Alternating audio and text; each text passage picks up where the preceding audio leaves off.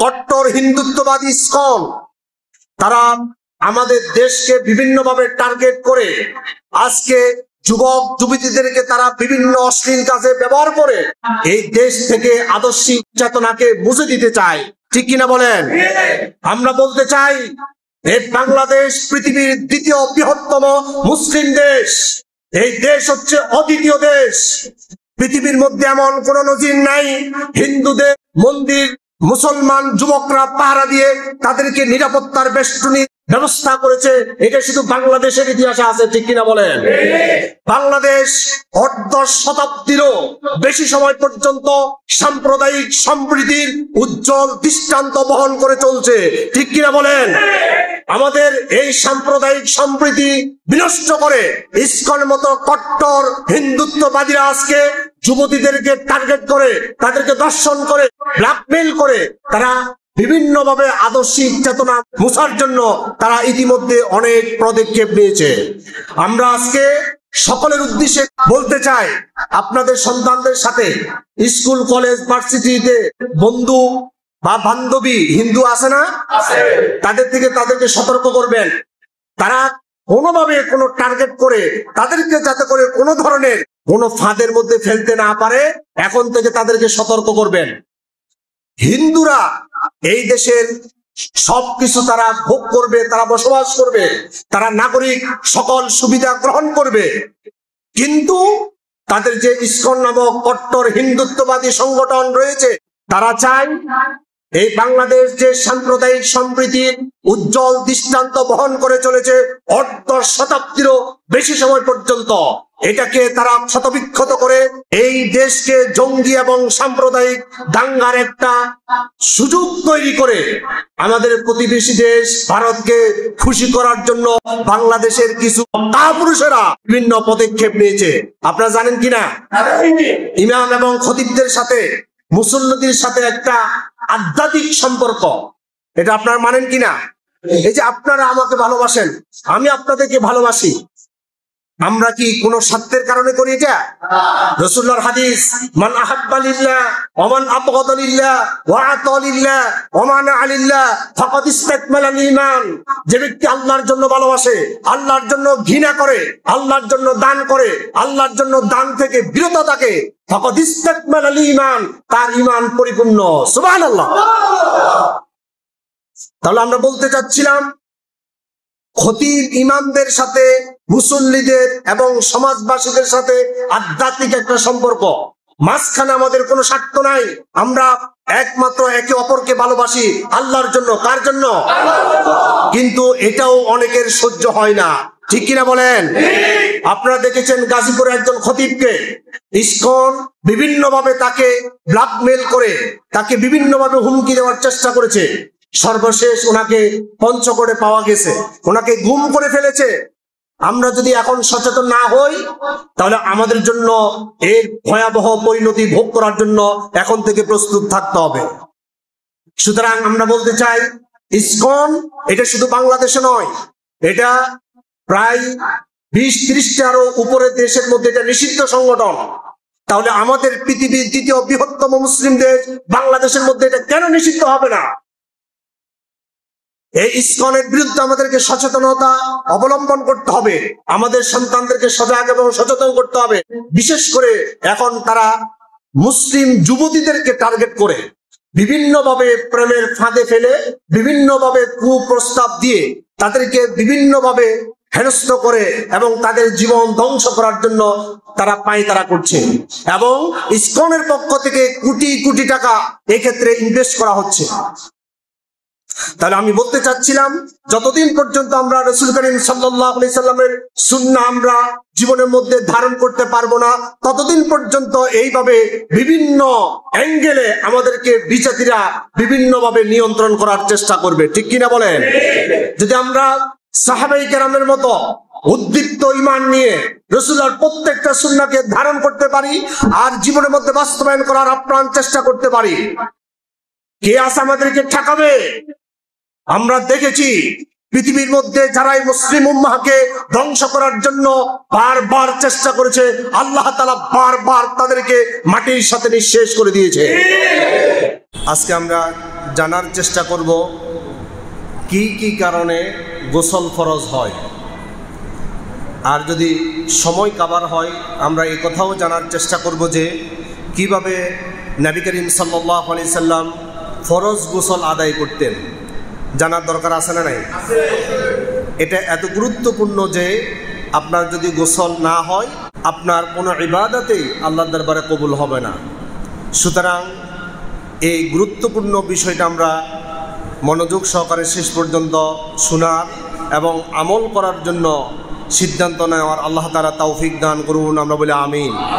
আমরা একটা একটা করে জানবো কখন গোসল ফরজ হয়। সর্বপ্রথম কারণ হচ্ছে স্বামী স্ত্রী যখন একসাথে হয় তখন তাদের উপর গোসল ফরজ হয়। আসুন আমরা সরাসরি রাসূল করিম সাল্লাল্লাহু আলাইহি সাল্লামের পবিত্র মুখ নিঃসৃত বাণী থেকে শোনার চেষ্টা করি। সহিহ বুখারীর হাদিস নাম্বার 291 عن أبي هريرة رضي الله تعالى عنه قال قال رسول الله صلى الله عليه وسلم إذا جلس بين شعبها الأربع ثم جهدها فقد وجب الغسل। নবী করিম সাল্লাল্লাহু আলাইহি সাল্লাম বলছেন ইদা জালাসা বাইনা শুআবিহাল আরবা'i, স্ত্রীর চার অঙ্গের মাঝখানে যখন স্বামী বসে, তুম্মা জাহাদাহা, আর যখন তারা মিলিত হওয়ার জন্য চেষ্টা করে, ফাকাদ ওয়াজাবাল গোসলু, তাদের উপর গোসল ওয়াজিব হয়ে যায়। সুবহানাল্লাহ। অনেকে ধরনের ভুল চিন্তার মধ্যে আছে যে স্বামী স্ত্রী যখন চূড়ান্ত পর্যায়ে যাবে তখন গোসল ফরজ হবে না। রাসূল করিম সাল্লাল্লাহু আলাইহি ওয়াসাল্লাম বলছে চার অঙ্গের মধ্যে বসে, চার অঙ্গ বলতে স্ত্রীর 2 পা আর স্বামীর 2 পা, অঙ্গ কয়টা হলো? 4টা। 4টা যখন মিলিত হবে তাদের উপর গোসল ওয়াজিব হয়ে যাবে। আসুন রাসূল করিম সাল্লাল্লাহু আলাইহি ওয়াসাল্লাম আরো সুন্দরভাবে ভেঙে বলছেন। সহিহ মুসলিম শরীফের হাদিস নাম্বার 672 عن عائشة رضي الله تعالى عنها قالت قال رسول الله صلى الله عليه وسلم إذا جلس بين شعبها الأربع ومس الختان الختان فقد وجب الغسل। আম্মা জান আয়েশা সিদ্দিকা রাদিয়াল্লাহু তাআলা আনহা তিনি বলছেন ইদা জালাসা বাইনা শুআবিহাল আরবা'i, স্বামী তার স্ত্রীর চার অঙ্গের মাঝখানে যখন বসে, ওমাসাল খিতানুল খিতানা, যখন 2 লজ্জাস্থান স্পর্শ হয়, ওমাসা এটা স্পর্শ করবে, খিতানুল খিতানা উভয় লজ্জাস্থান, ফাকাদ ওয়াজাবাল গুসলু, তাদের উপর গোসল ফরজ। আমি কি বুঝাতে পারলাম? তাহলে চূড়ান্ত পর্যায়ে যাওয়া লাগবে না, 2টা একত্রিত হলে গোসল কি হবে, অর্থাৎ লজ্জাস্থান যখন একটার সাথে আরেকটা স্পর্শ হবে তখনই গোসল ফরজ হয়ে যাবে। এখন আমাদের অনেকের মধ্যে প্রশ্ন জাগে, আজকে একটু সেন্সিটিভ বিষয়, আপনারা একটু মাইন্ডে নেবেন না, এটা জানার জন্য আর মানার লক্ষ্যে আমরা হাদিসগুলো শুনবো, বলি ইনশাআল্লাহ। রাসূল করিম সাল্লাল্লাহু আলাইহি ওয়াসাল্লাম এই বিষয়গুলো জানিয়েছেন, এই হাদিসগুলো কি গোপনের জন্য না প্রকাশের জন্য? যদি আমরা এই কথাগুলো না বলি, না জানি, তাহলে তো এগুলো আমল করতে পারবো না। প্রতিনিয়ত আমাদের প্রয়োজনীয় বিষয়গুলো আমরা না জানার কারণে আমরা ভুলের ভিতরে আছি। আমরা প্রতিনিয়ত যে সমস্যাগুলো আমাদের জীবনের মধ্যে হচ্ছে, এর সমাধান ইসলাম কি দিয়েছেন, নবী করিম সাল্লাল্লাহু আলাইহি ওয়াসাল্লাম কি শিক্ষা দিয়েছেন, এই শিক্ষাগুলো জানা দরকার আছে না নাই? এখন আমাদের মধ্যে প্রশ্ন জাগতে পারে, স্বামী স্ত্রী একাধিক মিলিত হবে, তখন কি একাধিকবার তারা গোসল করতে হবে নাকি একবার করলে হবে, অথবা মাঝখানে কোনো সুন্নাহ আছে কিনা, নবী করিম সাল্লাল্লাহু আলাইহি ওয়াসাল্লাম এই সম্পর্কে কি মেসেজ দিয়েছেন? আসুন আমরা রাসূলের হাদিস থেকে শুনি।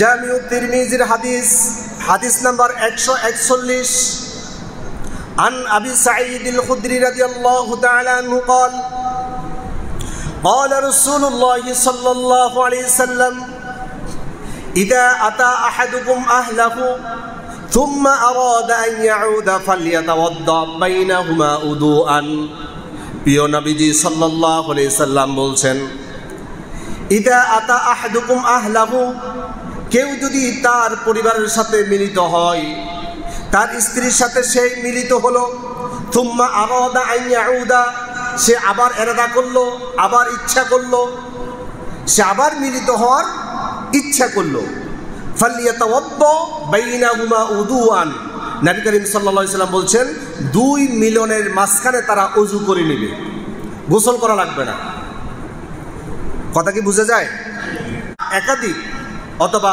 এক চাইতে বেশি কেউ যদি স্ত্রীর সাথে মিলিত হতে চায় যতবার মিলিত হবে মাঝখানে শুধু ওযু করে নিলে হবে গোসল করতে হবে না তবে যখন নামাজ পড়ার জন্য উঠবে বা নামাজ পড়ার জন্য সে ইরাদা করবে তখন গোসল করতে হবে একাধিকবার মিলিত হতে পারে তবে নামাজ নাই তাহলে মাঝখানে সে ঘুমাবে এই মাঝখানে সে শুধু ওযু করে নিলেই তার সুন্নাহ আদায় হয়ে যাবে এবার আসুন আমরা বুঝতে পারলাম স্ত্রীর সাথে মিলিত হওয়ার কারণে গোসল ফরজ হয় আর কি কারণে হয় আর হয় স্বপ্নদোষ হলে যখন বীর্যপাত হবে এটা ঘুমন্ত অবস্থা হোক জাগ্রত অবস্থায় হোক নারী হোক পুরুষ হোক উভয়ের জন্য বীর্যপাত হলে তার উপর গোসল ফরজ আসুন নবী করিম সাল্লাল্লাহু আলাইহি সাল্লাম কি বলছেন সুনান ইবনে মাজার হাদিস নাম্বার 601 আন আনাস রাদিয়াল্লাহু তাআলা আনহু قال أن أم سليم رضي الله تعالى عنها سألت النبي صلى الله عليه وسلم উম্মে সুলাইম রাদিয়াল্লাহু তাআলা আনহা তিনি হচ্ছেন হযরত আনাস রাদিয়াল্লাহু তাআলা আনহুর মা হযরত আনাস রাদিয়াল্লাহু তাআলা আনহুর মা হচ্ছেন উম্মে সুলাইম আনাস রাদিয়াল্লাহু তাআলা আনহু তিনি বলছেন আমার মা উম্মে সুলাইম রাসূলকে প্রশ্ন করলেন সাআলাতিন নবী সাল্লাল্লাহু আলাইহি সাল্লাম কি বললেন আনিল মারআতি তারা ফি মানামিহা মা ইয়ারা আর-রাজুল ইয়া রাসূলুল্লাহ পুরুষের মতো আমাদেরও যদি স্বপ্নের মাঝে স্বপ্নদোষ হয় বীর্যপাত হয় তখন আমরা কি করব তার মানে পুরুষ এবং নারী উভয়ের স্বপ্নদোষ হতে পারে তখন আমরা কি করব ফাকালা রাসূলুল্লাহ সাল্লাল্লাহু আলাইহি ওয়াসাল্লাম ইযা রাআত যালিকা ফাআনজালাত ফাআলাইহাল গুসলু নবী করিম সাল্লাল্লাহু আলাইহি সাল্লাম বলছেন যদি তোমাদের ঘুমের মধ্যে পুরুষের মতো তোমাদেরও বীর্যপাত হয় স্বপ্নদোষ হয় সাথে সাথে তোমরা ফালাইহাল গুসলু গোসল ওয়াজিব হয়ে যাবে সুতরাং তোমরা উঠে গোসল করে নিবে সুবহানাল্লাহ তাহলে এটা ঘুমের মধ্যে হতে পারে ঘুমের বাইরে হতে পারে যখনই এটা ঘটবে গোসল করে নিতে হবে এখন বিশেষ করে যুবক ভাইদের মধ্যে এই সমস্যাটা অনেক সময় দেখা দেয় প্রস্রাব ব্যতীত লজ্জাস্থান থেকে দুই ধরনের পানি বের হয় একটা হচ্ছে মজি আর একটা হচ্ছে বীর্য মাজি যখন বের হবে তখন ওযু করতে হবে কিন্তু গোসল করতে হবে না মজি বলা হয় উত্তেজনার শুরুতে যা একেবারে পাতলা আকারে বের হয় সেটা আর চূড়ান্ত পর্যায়ে যেটা সবেগে এবং গাঢ় যেটা বের হয় সেটা হচ্ছে বীর্য এক্ষেত্রে নবী করিম সাল্লাল্লাহু আলাইহি সাল্লাম কি বলছেন সুনান আবু দাউদ শরীফের হাদিস নাম্বার 206 আন আলী রাদিয়াল্লাহু তাআলা আনহু قال قال رسول الله صلى الله عليه وسلم নবী করিম সাল্লাল্লাহু আলাইহি সাল্লাম বলছেন ইযা রাআল মাদিয়া ফাগসিল যাকারাকা থুম্মা ইয়াতাওয়াদ্দা উযুআকা লিস-সালাতি ফাইদা ফাদাখতাল মাআ ফাগতাসিল বলেন সুবহানাল্লাহ নবী করিম সাল্লাল্লাহু আলাইহি সাল্লাম বলছেন ইযা রাআইতাল মাদিয়া যখন তোমরা মাজিয়ে বের হইছে এটা দেখবে এটা অনুভব করবে ফাগসিল যাকারাকা তোমরা তোমাদের লজ্জাস্থান ধুয়ে ফেলবে থুম্মা ইয়াতাওয়াদ্দা উযুআকা লিস-সালাতি সালাতের ওযুর মতো তোমরা ওযু করে নিবে ফাইদা ফাদাখতাল মাআ ফাগতাসিল যদি তোমরা বীর্যপাত হয় তখন তোমরা গোসল করে নেবে। তাইলে মজি বের হওয়ার কারণে অজু ভাঙবে, শুধু অজু করলে হবে না, লজ্জাস্থানেও দোয়া লাগবে। এরপর অজু করে নিবে যেভাবে সালাতের জন্য অজু করা হয়। 2 নম্বর, নবী করিম সাল্লাল্লাহু আলাইহি সাল্লাম বলছেন, ফাইদা ফাদাখতাল মাআ, যদি সবেগে নির্গত যে বীর্য আছে সেটা যদি বের হয়, ফাকতাসিল, তখন তোমরা গোসল করে নিবে। তাহলে আমরা বুঝতে পারলাম গোসল ফরজ হওয়ার কারণ হচ্ছে স্ত্রীর সাথে স্পর্শ হওয়া। স্ত্রীর লজ্জাস্থান এবং স্বামীর লজ্জাস্থান স্পর্শ হলে গোসল ফরজ। এরপর যে কোনোভাবে বীর্যপাত হলে তখন গোসল ফরজ।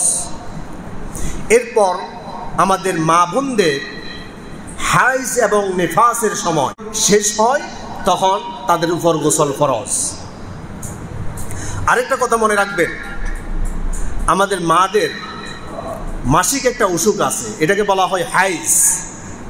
এই হাইজ যখন শুরু হয় তখন নামাজ ছেড়ে দিতে হবে, নামাজ পড়া যাবে না, এবং পরবর্তীতে এটা আর কাজাও করা লাগবে না। তবে যদি ফরজ রোজা হয়ে থাকে, রোজার ভিতরে এই সমস্যাটা হতে পারে কি পারে না? যদি এই হাইজটা রমজানের রোজার ভিতরে শুরু হয়ে যায়, তাহলে সেটা রোজা কাজা করবে, নামাজ কাজা করা লাগবে না। আসুন আমরা নবী করিম সাল্লাল্লাহু আলাইহি সাল্লাম এই বিষয় কি ফয়সালা দিয়েছেন আমরা একটু জানার চেষ্টা করি। নবী করিম সাল্লাল্লাহু আলাইহি সাল্লাম বলছেন, কারো যখন হায়েজ শুরু হয়ে যাবে সে তার নামাজগুলো ছেড়ে দিবে, আর যখন হায়েজ শেষ হয়ে যাবে সে গোসল করে নামাজ আবার আদায় করা শুরু করে দিবে। সুবহানাল্লাহ। সহিহ বুখারীর হাদিস, হাদিস নাম্বার 320, عن عائشة رضي الله تعالى عنها قالت قال رسول الله صلى الله عليه وسلم إذا أقبلت الحيضة فدعي الصلاة وإذا أدبرت فاغتسلي وصلي।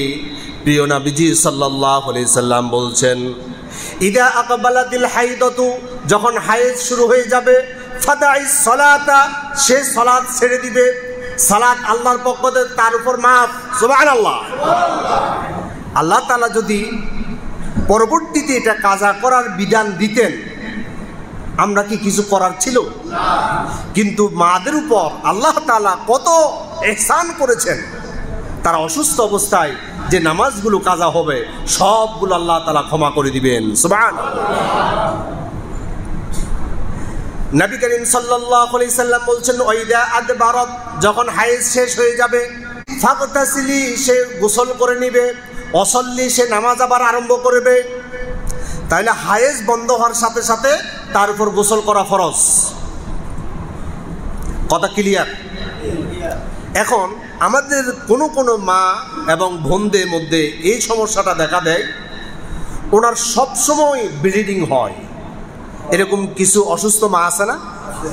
আবার কিছু অসুস্থ বাবা আছে যাদের সর্বক্ষণ প্রস্রাব ফোঁটা ফোঁটা করে ঝরে। এখন তারা কি করবে? এটা কন্টিনিউ, এটা 2-1 ঘন্টা বন্ধ যদি থাকে তাহলে এর ফাঁকে দিয়ে নামাজটা পড়ে নিতে পারে। কিন্তু এমন কিছু মা আছে, কিছু বোন আছে, বা কিছু বাবারা আছে, তাদের ব্লিডিং অথবা প্রস্রাব জড়তেছে অনবরত, এটা কোনো বন্ধ হওয়ার সুযোগ নাই। তারা কি করবে? তারা কি নামাজ ছেড়ে দিবে? আসুন, ফতু আমরা দিব না, ফতু আমরা রাসূলের হাদিস থেকে জানবো। এগুলো কি জানার দরকার আছে নাকি? নবী করিম সাল্লাল্লাহু আলাইহি সাল্লামের কাছে একজন মহিলা আসলো আর প্রশ্ন করলো, ইয়া রাসূলুল্লাহ, আমার তো সর্বক্ষণ ব্লিডিং হয়, এই অবস্থা আমি কি নামাজ চালিয়ে যাব নাকি নামাজ বন্ধ করে দিব? একটা বিষয় মনে রাখতে হবে, যদি আমাদের মা এবং বোনদের ক্ষেত্রে তাদের নির্দিষ্ট একটা হাইজের সময়সীমা তারা জানে, এই সময়সীমার ভিতরে তারা নামাজ ছেড়ে দিবে। আর যদি এই সময়সীমার পরেও ব্লিডিং হয় তখন তারা কি করবে? নামাজ চালিয়ে যাবে। কিভাবে চালিয়ে যাবে? আসুন আমরা রাসূলের হাদিস থেকে শুনি। আন আয়েশা রাদিয়াল্লাহু তাআলা আনহা قالت জাআত ফাতিমাতু বিনতি আবি হুবাইশ রাদিয়াল্লাহু তাআলা আনহা ইলান নবী সাল্লাল্লাহু আলাইহি সাল্লাম। ফাতিমা বিনতে আবি হুবাইশ রাদিয়াল্লাহু তাআলা আনহা তিনি রাসূলের দরবারে এসে বলল, ফাকালাত ইয়া রাসূলুল্লাহ সাল্লাল্লাহু আলাইহি সাল্লাম ইন্নী ইমরাআতুন মুস্তাহাযু ফালা আতহুর। ইয়া রাসূলুল্লাহ, আমার সব সময় ব্লিডিং হয়, ফালা আতহুর, আমি পবিত্র হতে পারি না। আফা আদাউস সালাতা, আমি কি সালাত ছেড়ে দিব? আমার সর্বক্ষণ ব্লিডিং হয়, এখন আমি কোনোভাবেই পবিত্র হওয়ার সময় পাই না, সুযোগ পাই না। আফা আদাউস সালাতা, আমি কি এটা ছেড়ে দিব? জামিউত তিরমিজির হাদিস, হাদিস নাম্বার 125 নম্বর হাদিসের মধ্যে এসেছে, আফা আদাউস সালাতা ইয়া রাসূল, আমি কি সালাত ছেড়ে দিব? ক্বালা লা, রাসূল বলছেন না, সালাত ছাড়া যাবে না। সালাত মুমিনের অবিচ্ছেদ্য একটা অংশ। যে ব্যক্তি সালাত ইচ্ছাকৃত ছেড়ে দিল, মান তারাকা সালাতান মুতাআম্মিদান ফাকাদ কাফার, ওই ব্যক্তি কাফের হয়ে গেল। নাউযুবিল্লাহ। মুমিন এবং কাফের এই দুই ব্যক্তির পার্থক্য হচ্ছে নামাজ। দাড়ি, টুপি, পাগড়ি ইত্যাদি, এটা মুমিন এবং অমুসলিমের মধ্যে পার্থক্য নয়। আমার দাড়ি আছে, এটা কি মুসলমান হওয়ার জন্য যথেষ্ট? রবীন্দ্রনাথের দাড়ি কি আমার চেয়ে বড় না ছোট? তাহলে রবীন্দ্রনাথেরও দাড়ি আছে, আমারও দাড়ি আছে, এটা পার্থক্য কি মুসলমান হওয়ার জন্য এটা কি যথেষ্ট? এরপর হিন্দুদের মধ্যে শিখ যারা, তারা পাগড়ি পড়ে না। অমুসলিমের মধ্যে আর মুসলমানদের মধ্যে পাগড়ি দিয়ে কি পার্থক্য করা যাবে? অমুসলিমদের পাগড়ি আছে না নাই? রাসূলুল্লাহ বলছেন মুসলমান এবং অমুসলমানদের মধ্যে পার্থক্য হচ্ছে নামাজ। মুসলমান নামাজ ছাড়বে না আর কাফের নামাজ ছেড়ে দিবে। ঠিক কিনা বলেন? রাসূলুল্লাহ বলছেন সারাক্ষণ ব্লিডিং হচ্ছে, এরপরও তুমি নামাজ ছাড়তে পারবে না। সুবহানাল্লাহ। রাসূলুল্লাহ বলছেন ইন্নামা যালিকা ইরকুন, এই রক্তগুলো তোমার শিরা উপশিরা রক্ত। ওয়ালাইসাত বিল হাইদাতু, এটা হাইজের রক্ত না।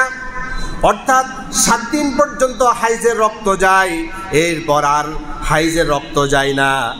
এরপর থেকে যদি রক্ত যায়, এটা হচ্ছে অসুস্থতার কারণে রক্ত যায়। এটা তোমার শিরা উপশিরার রক্ত, এটা হাইজের রক্ত না। ইমাম আবু হানিফা রহমতুল্লাহ আলাইহি তিনি বলছেন 10 দিন পর্যন্ত দেখবে, যদি 10 দিন পরও তার ব্লিডিং বন্ধ না হয়, সে গোসল করে নামাজ শুরু করে দিবে। কথা কি বুঝে যায়? অসুস্থতার জন্য আল্লাহ তাআলা মাফ করেছেন, এটা 7 দিন। আবার কারো যদি 7 দিনের আগেও ব্লিডিং বন্ধ হয়ে যায়, যেদিন থেকে ব্লিডিং বন্ধ হবে সেদিন থেকে সে গোসল করে নামাজ আরম্ভ করে দিবে। নবী করিম সাল্লাল্লাহু আলাইহি সাল্লাম বলছেন, ফাতেমা বিনতে আবি হুবাইশ রাদিয়াল্লাহু তাআলা আনহাকে বলছেন, ফাইদা আকবালাতিল হাইদাতু ফাদাইস সালাতা, যখন তোমার হায়েজ শুরু হয়ে যাবে তখন তুমি নামাজগুলো ছেড়ে দিবে। ওয়াইদা আদবারাত ফাগসিলি আনকিদ দামি ওয়াসাল্লি, তুমি তোমার রক্তগুলো মুছে ফেলবে, ধুয়ে ফেলবে, এরপর তুমি গোসল করে তুমি সালাত আদায় শুরু করে দিবে। সুবহানাল্লাহ। অর্থাৎ যখন ব্লিডিং বন্ধ হয়ে যাবে তখন গোসল করে সালাত আদায় করা শুরু করবে। কিন্তু 7 দিনও আপনার ব্লিডিং বন্ধ হচ্ছে না, অথবা 10 দিন পর্যন্ত আপনি অপেক্ষা করতে পারবেন, ইমাম আবু হানিফা রহমতুল্লাহ আলাইহি মত। এরপরেই 10 দিন পর থেকে আপনাকে ব্লিডিং অবস্থায় গোসল করে নামাজ আদায় করতে হবে। এখন কি প্রত্যেক ওয়াক্তের জন্য কি গোসল করবেন? না, তবে প্রত্যেক ওয়াক্তের জন্য ওযু করতে হবে, ওযু থাকলেও করতে হবে। আসুন রাসূলের হাদিস থেকে শুনি। জামিউত তিরমিজির হাদিস, হাদিস নাম্বার 126, আন আদি ইবনে সাবিত আন আবিহি ওয়া আন জাদ্দিহি عن النبي صلى الله عليه وسلم أنه قال في المستحاضة।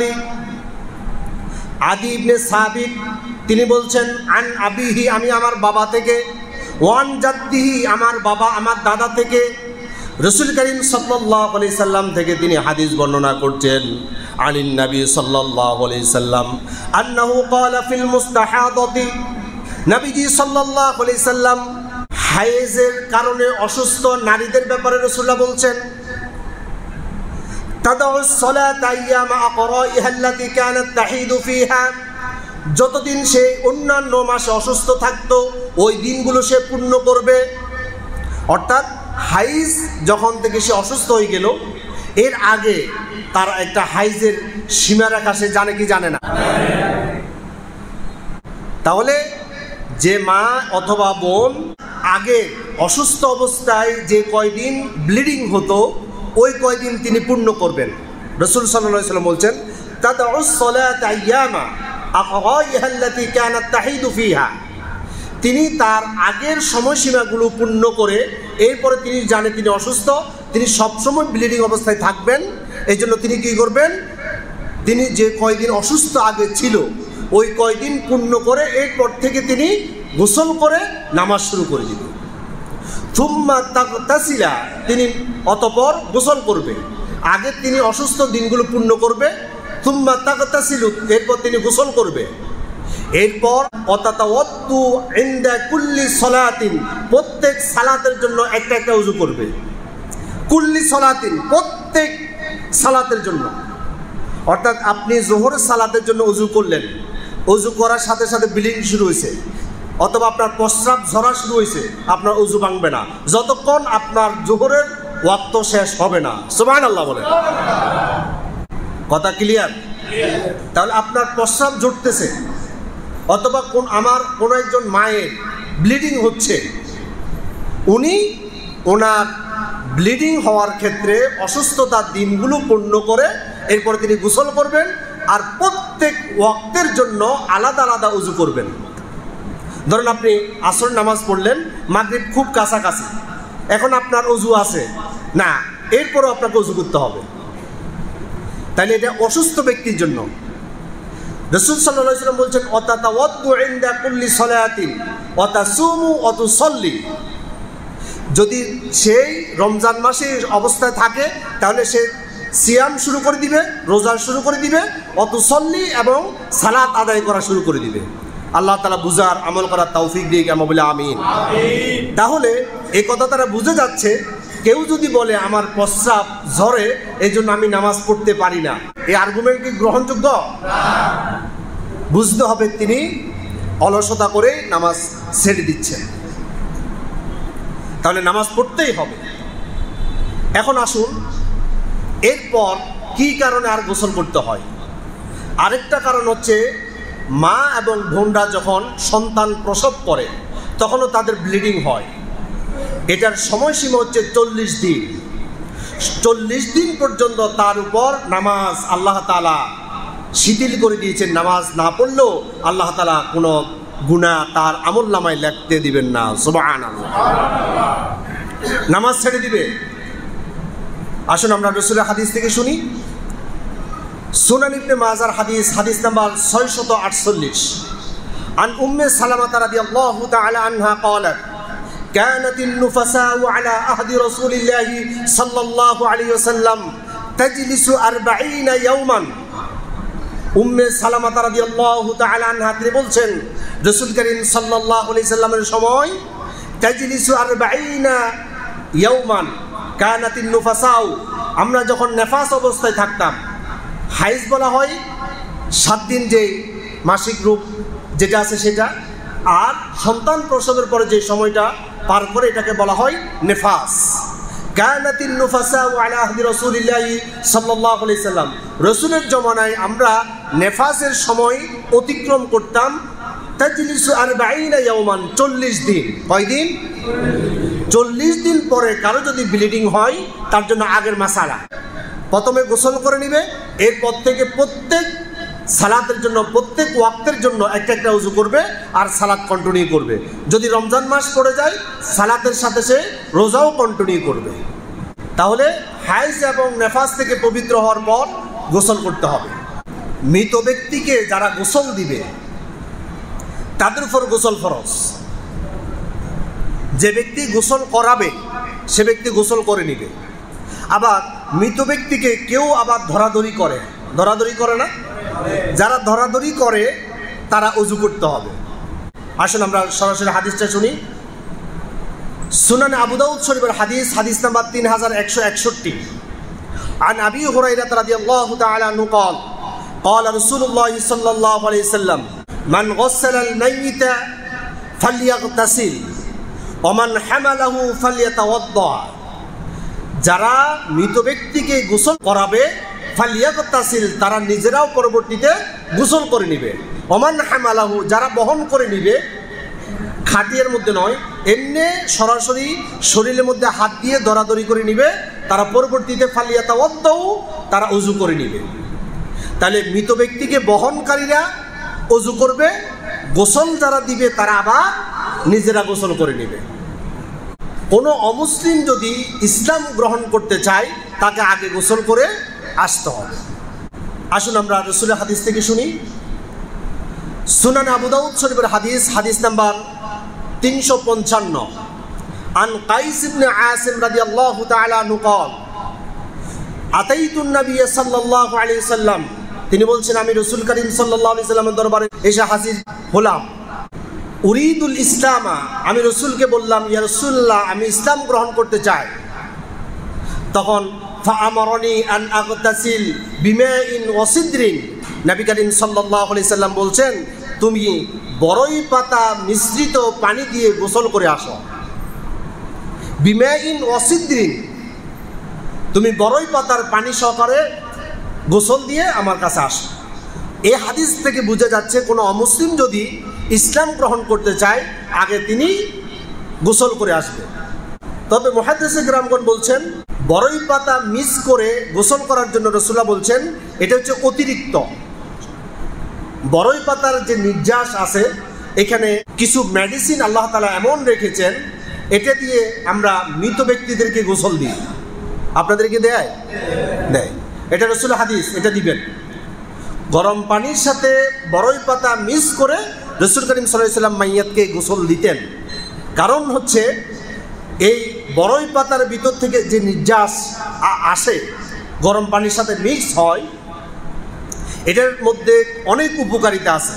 তার মধ্যে একটা উপকারিতা হচ্ছে যখন আপনি বড়ই পাতা মিক্স পানি দিয়ে গোসল দিবেন, এই লাশের মধ্যে পোকামাকড় আর বসবে না এবং অতি সহজে পচন ক্রিয়া তাকে আক্রান্ত করবে না।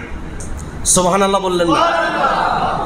রাসূল করিম সাল্লাল্লাহু আলাইহি সাল্লামের এই সুন্নাহর মহা সমুদ্র থেকে আজ অদ্যাবধি পর্যন্ত পৃথিবীর কোনো বিজ্ঞানী, কোনো দার্শনিক এই কথা বলতে পারে নাই রাসূলুল্লাহর এই কথাটা, এই হাদিসটা অথবা এই সুন্নাহটা শুনতে ভালো মানতে ভালো নয়, এরকম বলতে সাহস করেছে? যেমন বৌদ্ধরা বলে জীব হত্যা মহাপাপ। এই কথাটা শুনতে অনেক চমৎকার না? জীব হত্যা মহাপাপ, আমরা কেউ জীব হত্যা করব না। কিন্তু এটা কি আসলে কি মানা যায়? মানার কারো সাধ্য আছে? এখন তো গাছপালা জীবন আছে, হাঁস মুরগির জীবন আছে, মাছের জীবন আছে। আপনি যদি জীব হত্যা বাদ দিয়ে যদি কিছু করতে চান, সুযোগ আছে? তাহলে বৌদ্ধদের এই কথাটাকে আমি এক্সাম্পল হিসেবে দিচ্ছি। এই কথাটা শুনতে যতটা চমৎকার, মানতে কি ততটা চমৎকার না। কিন্তু রাসূলুল্লাহ সুন্নাহের মহাসমুদ্র থেকে একটা সুন্নাহ উঠাইয়া কোন দার্শনিক এই কথা আজকে প্রমাণ করতে পারে নাই যে রাসূলুল্লাহর কথাটা শুনতে যেমন চমৎকার, মানতে গেলে এটা চমৎকার নয়। এরকম কোন কথা কি আপনারা শুনেছেন? এটা হচ্ছে ইসলাম। এটা যে ইসলাম যে আল্লাহর পক্ষ থেকে মনোনীত একমাত্র আদর্শিক ধর্ম, গোটা জাতির জন্য নিরাপদ এবং নির্ভুল একটা আদর্শ, এটাই প্রমাণ করে। ঠিক কিনা বলেন? ইসলামকে নামাজ রোজার ভিতরে সীমাবদ্ধ করব না। আমরা প্রতিটি পরিবারের প্রতিটি পার্সন, প্রতিটি ব্যক্তির কাছে আমরা ইসলামকে পৌঁছাই দিব। তার সামগ্রিক জীবনে ইসলাম লাগবে কি লাগবে না? আপনি ব্যবসায়ী যান, সেখানে ইসলাম আছে না নাই? আপনি কল কারখানায়, আপনি মসজিদে, মিম্বারে, আপনি যেখানে যান না কেন, ইসলাম আপনাকে সেই সমাধান, সেই ধরনের সাজেশন দিয়েছেন কি দেন নাই? আপনি স্ত্রীর কাছে যাবেন, কতটুকু যাবেন, কিভাবে যাবেন, সব কিছু ইসলামের ক্রাইটেরিয়া আছে না নাই? আপনি যদি মনে করেন না আমার স্ত্রী আমি বিয়ে করছি, মোহর আমি দিছি, আমার যা ইচ্ছা আমি তা করব, এখানে ইসলাম আমি মানবো না, সুযোগ আছে? প্রত্যেকটা সেক্টরে, ব্যক্তি জীবন থেকে শুরু করে রাজনীতি এবং অর্থনীতি, সমাজনীতি, প্রত্যেক নীতির মধ্যে ইসলাম আছে না নাই? তাহলে ইসলামকে ফলো করা দরকার আছে না নাই? তাহলে বলতে চাচ্ছিলাম, নবী করিম সাল্লাল্লাহু আলাইহি সাল্লাম কি কি কারণে গোসল করতে আমাদেরকে নির্দেশ দিয়েছেন আমরা পাইছি তো। রাসূল করিম সাল্লাল্লাহু আলাইহি সাল্লাম আরেক হাদিসের মধ্যে এসেছে তিনি 4 কারণে গোসল করতেন। সুনান আবু দাউদ শরীফের হাদিস, হাদিস নাম্বার 348। عن عائشة رضي الله تعالى عنها قالت أن النبي صلى الله عليه وسلم كان يغتسل من 40 من الجنابة ويوم الجمعة ومن الحجامة ومن غسل الميت। আম্মা জান আয়েশা সিদ্দিকা রাদিয়াল্লাহু তাআলা আনহা তিনি বলছেন কানা ইয়াগতাসিলু মিন 40, নবী করিম সাল্লাল্লাহু আলাইহি সাল্লাম 4 কারণে তিনি গোসল করতেন। মিনাল জানাবাতি, যখন তিনি গোসল ফরজ হতো তখন তিনি গোসল করতেন। ওয়ায়াউমাল জুমআতি, জুমার দিন তিনি গোসল করতেন। অমিনাল হিজামাতি, যখন তিনি হিজামা গ্রহণ করতেন, অর্থাৎ কাফিং থেরাপি এটা যখন তিনি নিতেন তখন তিনি গোসল করতেন। অর্থাৎ যারা কাফিং থেরাপি নিবে তারাও গোসল করে নিবে। অমিন গুসলিল মাইয়িতি, মাইয়িতকে যখন গোসল করাতেন তিনি তখন আবার নিজে গোসল করে নিতেন। এবার জুমার দিন গোসলটা আমরা আলহামদুলিল্লাহ আমাদের সংস্কৃতি বা বাংলাদেশের সংস্কৃতির মধ্যে এটা আছে প্রতিদিন গোসল করা, কিন্তু এই বিষয়টা মনে রাখতে হবে জুমার দিন গোসল করা ইসলামের প্রথম যুগে নবী করিম সাল্লাল্লাহু আলাইহি সাল্লাম ওয়াজিব করে দিয়েছেন, এটা ফরজ ছিল। পরবর্তীতে নবী করিম সাল্লাল্লাহু আলাইহি সাল্লাম উম্মতের কষ্টকে লাঘব করার জন্য জুমার দিনের এই গোসলটাকে তিনি সুন্নাহ হিসেবে দিয়েছেন। সুবহানাল্লাহ। সহিহ বুখারীর 895 নম্বর হাদিস। عن أبي سعيد الخدري رضي الله تعالى عنه قال قال رسول الله صلى الله عليه وسلم غسل يوم الجمعة واجب على كل محتلم, প্রত্যেক বালেগ নরনারীর জন্য জুমার দিন গোসল করা ওয়াজিব। এটা প্রথম যুগে। পরবর্তীতে এসে সুনান আবু দাউদ শরীফের 354 নম্বর হাদিসে রাসূল করিম সাল্লাল্লাহু আলাইহি ওয়াসাল্লাম বলেন আন সামুরা রাদিয়াল্লাহু তাআলা আনহু قال قال রাসূলুল্লাহ সাল্লাল্লাহু আলাইহি ওয়াসাল্লাম মান তাওয়াদ্দা ইয়াউমাল জুমআতি ফাবিহা ওয়া নি'মাত, যে ব্যক্তি জুমার দিন ওযু করে নামাজ আদায় করলো সে ভালো কাজ করলো। ও মান ইগতাসালা ফাহু আফদল, যে ব্যক্তি গোসল করে নামাজ আদায় করলো সে সবচেয়ে আফজল কাজ করলো। সুবহানাল্লাহ। তাহলে জুমার দিন আমরা সুন্নাহ হিসেবে গোসল করব, বলি ইনশাআল্লাহ। আজকে যেহেতু সময় শেষ, আমরা আগামী জুমাতে গোসল কিভাবে রাসূল সাল্লাল্লাহু আলাইহি ওয়াসাল্লাম করতেন ওই গোসলের পদ্ধতি সম্পর্কে আমরা জানবো। যেভাবে আদায় করলে সুন্নাহ আদায় হবে, যেভাবে আদায় করলে ফরজ আদায় হবে, সেভাবে আমরা শিখবো আগামী জুমায়, বলি ইনশাআল্লাহ। আজকে আমরা যে মুদ্রা কথা, শেষ কথা, সমাপনী যে কথাটা বলতে চাই সেটা হচ্ছে আমরা 5টা কারণে গোসল ফরজ হয় আজকে জানলাম। কয়টা কারণ? একটা হচ্ছে স্বামী স্ত্রী একসাথে হওয়া, 2 নম্বর কারণ হচ্ছে স্বপ্নদোষ হওয়া, স্বপ্নের ভিতরে বা বাইরে যখনই বীর্যপাত হবে তখন গোসল ফরজ হবে। 3 নম্বর কারণ হচ্ছে মা বোনদের হাইজ এবং নেফাস থেকে যখন তারা পবিত্র হবে তখন গোসল ফরজ হবে। এরপর মৃত ব্যক্তিকে যখন গোসল দিবে তখন গোসল ফরজ হবে। এরপর কোনো অমুসলিম যদি ইসলাম গ্রহণ করতে চায় তখন তিনি গোসল করে ইসলাম কবুল করবে।